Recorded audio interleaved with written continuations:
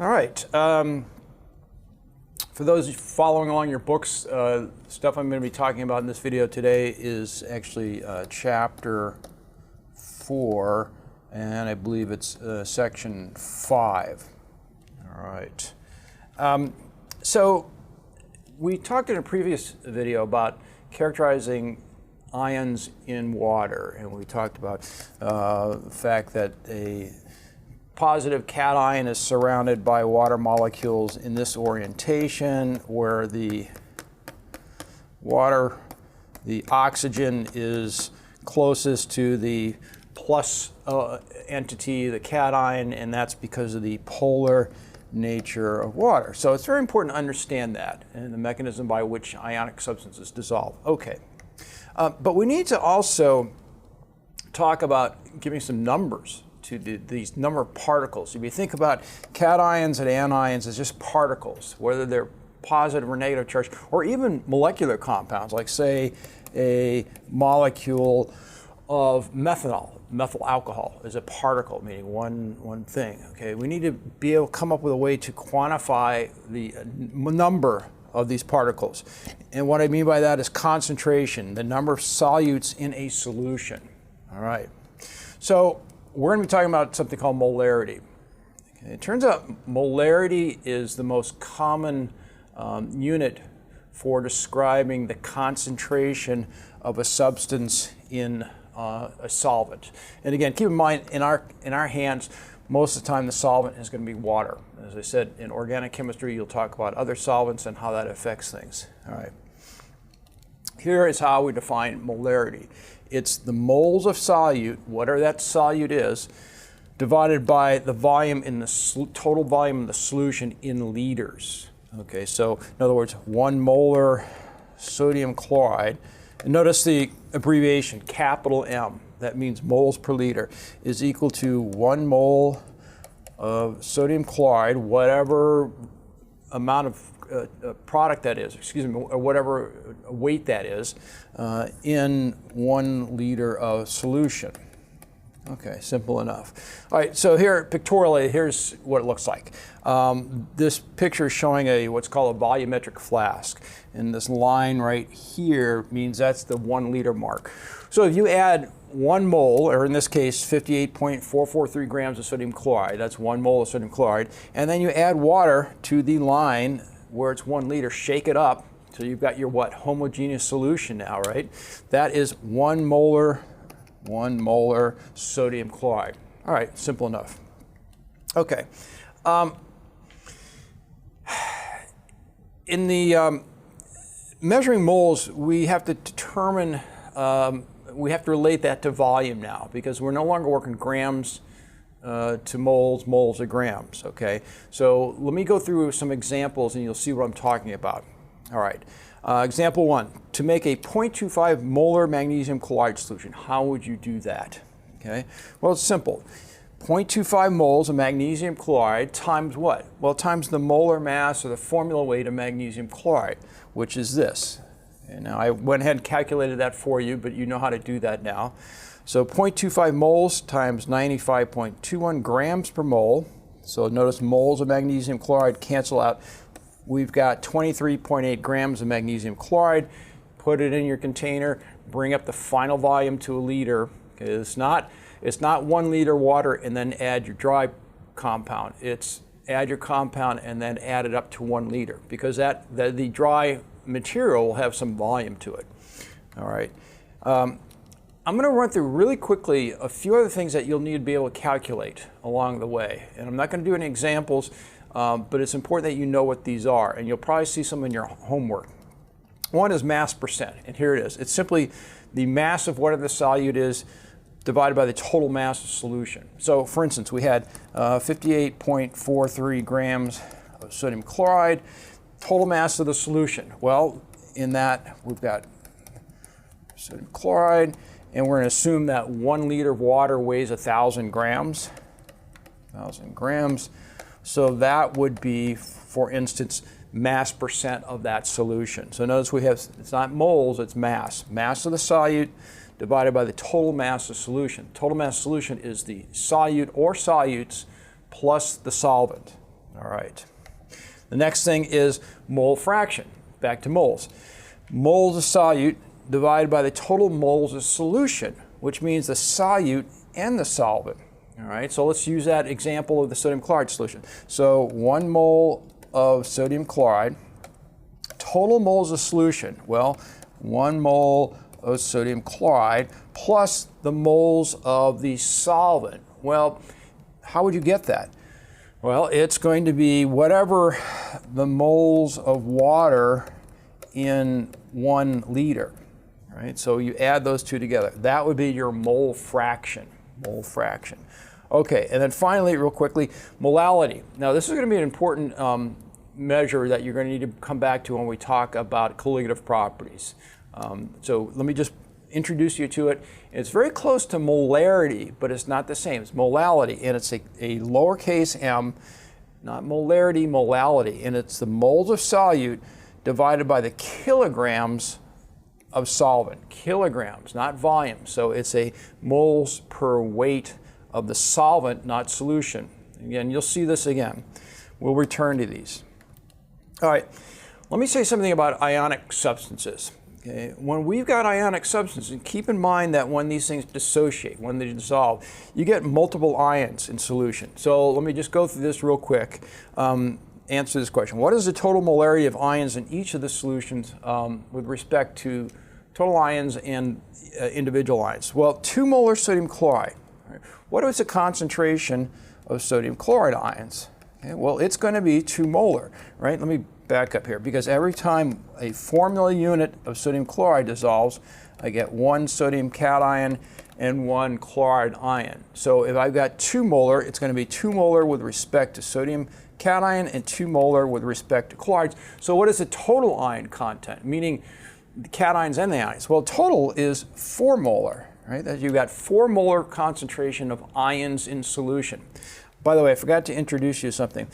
You'll see this more in second semester Gen Chem, but it's important that you don't know this now. The square bracket designation. When we put something in a square bracket, that means molar concentration. So in this case, we'd say the molar concentration of sodium chloride is 2 molar. Okay, and we'd say the sodium ion concentration is 2 molar, and the chloride ion concentration is 2 molar. And if I just said ions, cations or anions, concentration would be 4 molar.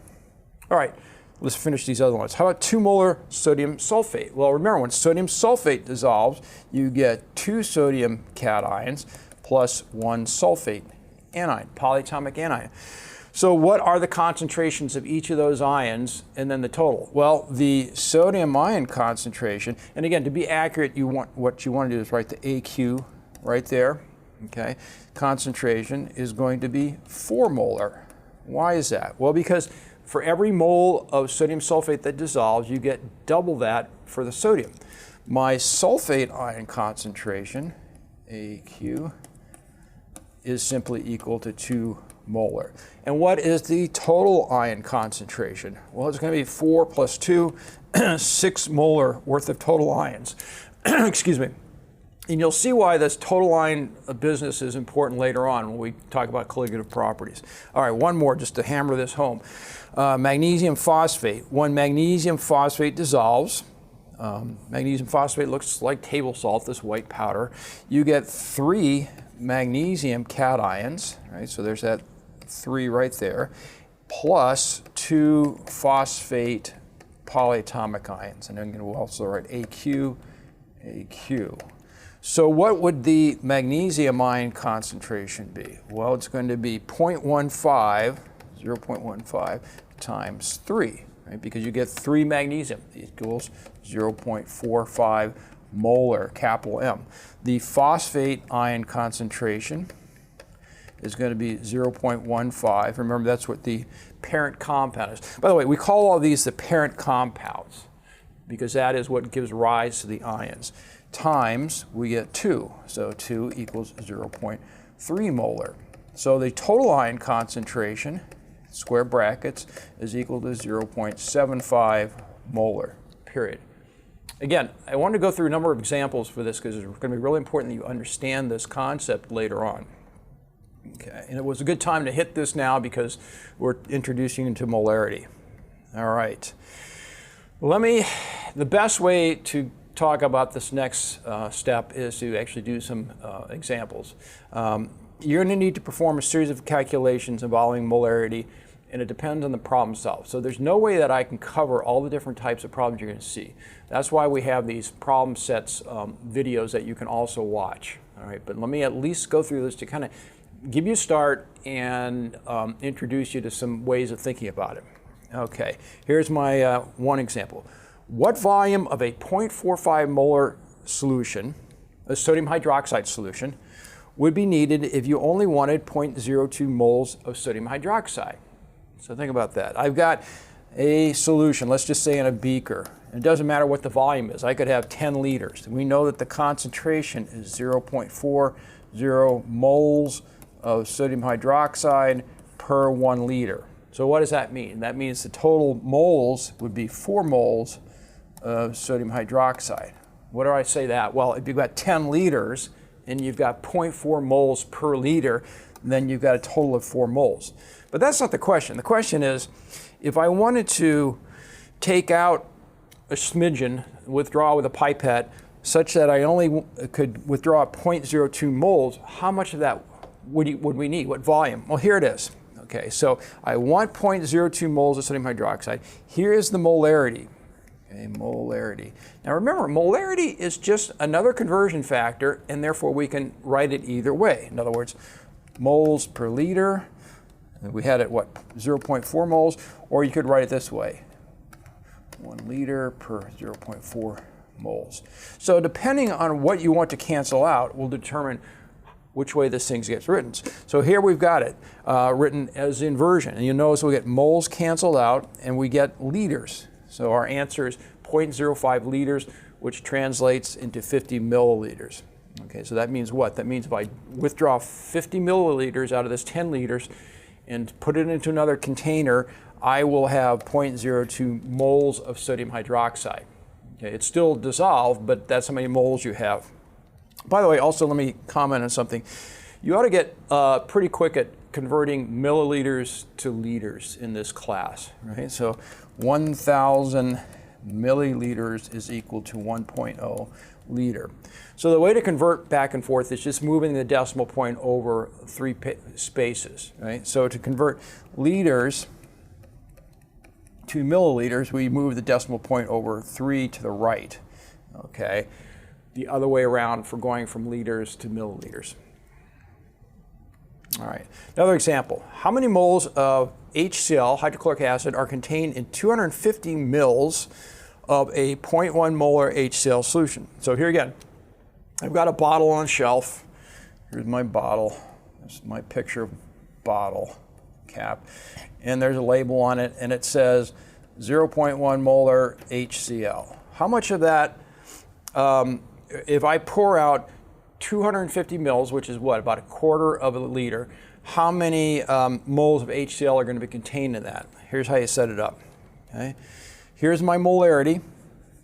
This is 0.10 molar HCl, all right, times the volume, because we want volume to cancel out. Now we have to do this conversion. If you can't do it in your head, then you can set up a series of on the grid to cancel things out. So 250 mils times 1 liter per 1,000 mils. So mils cancel out, liters cancel out, and you've got that. All right. So 250 mils from this bottle poured into another container, okay, would contain 0.025 moles of HCl.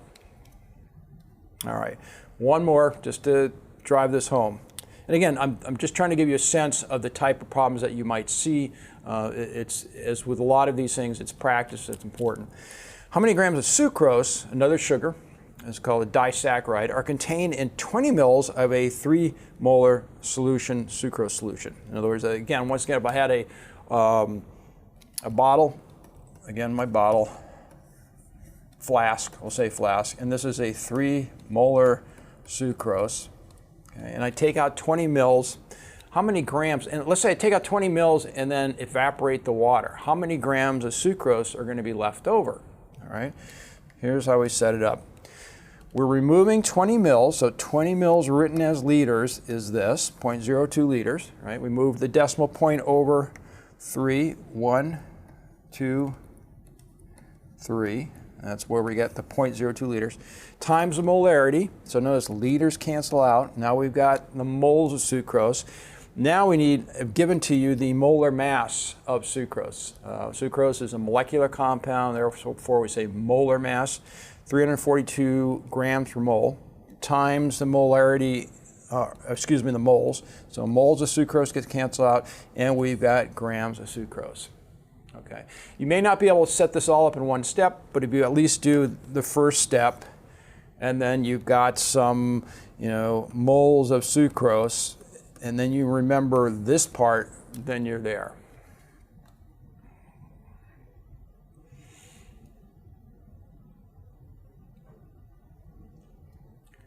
All right. We've got one more thing to go through here. Dilutions. What's this about dilutions? So concentrations of solutions and dilutions, what I'm talking about. In the chemistry lab, you're often supplied with what we call stock solutions, meaning solutions of something, some substance that's more concentrated, but you don't want to use it at that concentration, you need to dilute it down. How do you figure out how much you need to use? Well, there's a couple of things to keep in mind. First is molarity times volume equals moles. What am I talking about? Well, I put this line here to remind you what molarity is, moles per liter. So if I multiply moles per liter times liters, I get moles. Okay, well that's good. So in other words, if you want a certain number of moles of a substance and you know the molarity, you can calculate the volume. Okay. Here's another thing to remember. The moles of solute before dilution is equal to the moles of solute after dilution. What does that mean? That means if I had a beaker, okay, and I had, let's say, half a liter, 0.5 liter, all right, and I had in that 0.25 moles of sodium chloride, all right. Now I add another half a liter to that, all right, so we've got this going on. Now I've got a full 1 liter in there. But I haven't added any solute. I still have just the 0.25 moles of sodium chloride in there. Okay, so that's what this statement says. Moles of solute before dilution equal to moles of solute after dilution. All right, you don't change the moles by adding water. Okay, next. We write, okay, by the way, this is written this way. Moles, initial moles equal to final moles. And then one final sort of really important thing to keep in mind is this. What is this all about? MIVI equals MFVF. This is initial moles. The I equals initial, or starting, and the F equals final. Okay, so a way that you can calculate a final concentration or a volume needed is to use this formula. Also use M1V1 equals M2V2. And I'm going to show you some examples with this so it'll be a little bit clearer. Okay, what is the concentration of a solution prepared by diluting 2 mils of a 6 molar HCl solution to a total volume of 100 mils? So again, just to draw a picture, I put in 2 mils of a 6 molar HCl solution, and then I add water, okay, and I get the same container to a final volume of 100 mils. What is the concentration of HCl? Okay, remember, in that initial 2 mils, it's 6 molar HCl. But now I've created a larger volume of a dilute solution. So I put this question mark molarity. What is the molarity? Well, we're going to use the M1V1 to get there. So we'll make, these are M1s and V1s. So M1 would be 6.0 molar HCl times the initial volume. By the way, you can use milliliters in this case as long as you use milliliters on both sides, but let's stick with liters right now. So 2 mils is 0.002 liters equals, final volume here is going to be 0.1 liters. That's what this is, 100 mils, okay? And then we're solving for question mark M2. So solve for M2 and you've got your M2 is equal to 6 times 0.002 divided by 0.1. That's your final molarity of your 100 mils in solution. All right, 0.12 molar. I usually put the answers just to give myself a break and not have to calculate this in my head. All right, one more.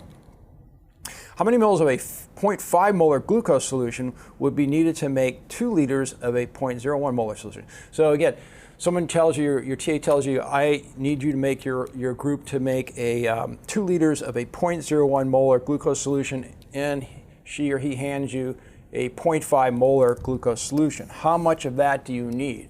Well, it's the same sort of setup. What's our desired? We've got, let's do this, M2 V2 equals M1 V1, okay? So our M2 is going to be 0.01 molar, 0.01 molar, and our final volume is 2 liters, all right? Well, what's our initial concentration? It's 0.05 molar, so 0.5 molar, and now we're solving for V1. So V1 equals 0.01 molar divided by 2 liters divided by 0.5 molar. All right, and you get 40 mils. So what does that mean? What's that 40 mils mean? That means, let me erase this stuff. Actually, let me erase this. That means you're going to remove 40 mils of the 0.5 molar glucose solution. You're going to add it to a container that will accommodate 2 liters, and then you're going to add water to a final volume of 2 liters. And that solution, after you mix it up, will have a concentration of 0.01 molar. All right, that's it for our examples.